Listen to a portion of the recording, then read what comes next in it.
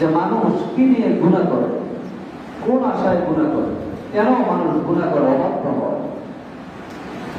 যার শুরুটা হলো আউয়ালুকা নুতফাতুন কাদিরা, সামান্য পানি থেকে যার সৃষ্টি, ওয়া আখিরুকা জিফা, এবং মানুষের তোমার শেষটা হলো লাশ। তবে এই দুইয়ের মাঝখানে ওয়ামা তাহমিলু বাইনাহুমা ফাহুয়া নাজিসুন, মাঝখানে আমরা শুধুমাত্র পেটে নাপাক কিছু জিনিস নিয়ে ঘুরেফিরে করি।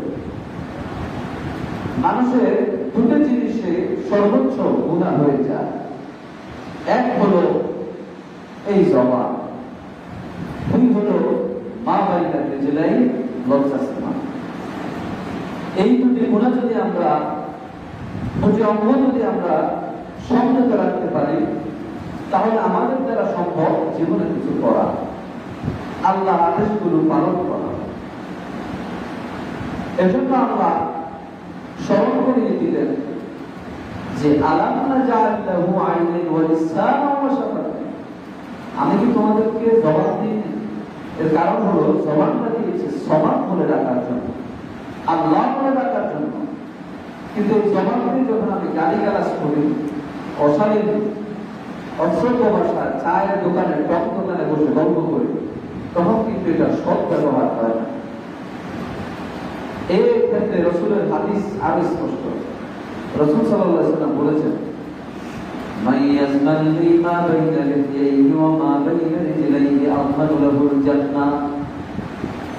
এ দুনিয়াদার আমার উম্মতেরা, তোমাদের মধ্য থেকে কেউ যদি তোমাদের জবান এবং লজ্জাস্থানের জিম্মাদারি আমি নবীকে দিতে পারে, জান্নাতে আমি নবী তাকে সুপারিশ করে নিব।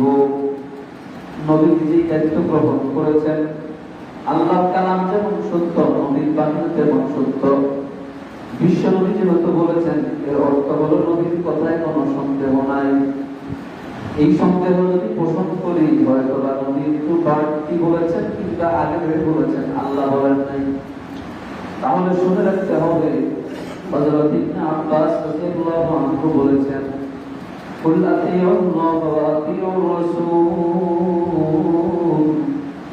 হে নবী আপনি বলে দেন, হে নবী আপনি বলেন, বান্দারা তোমরা আল্লাহর অনুগত্যের পাশাপাশি নবীর আনুগত্য করো। ইবনে আব্বাস রাদিয়াল্লাহু তাআলা আনহু বলেন, কোন বান্দা যদি আল্লাহর কথা শুনে আল্লাহর অনুসরণ করে কিন্তু নবীর অনুসরণ না করে, প্রকৃতপক্ষে সে আল্লাহকেও অনুসরণ করলো না। এজন্য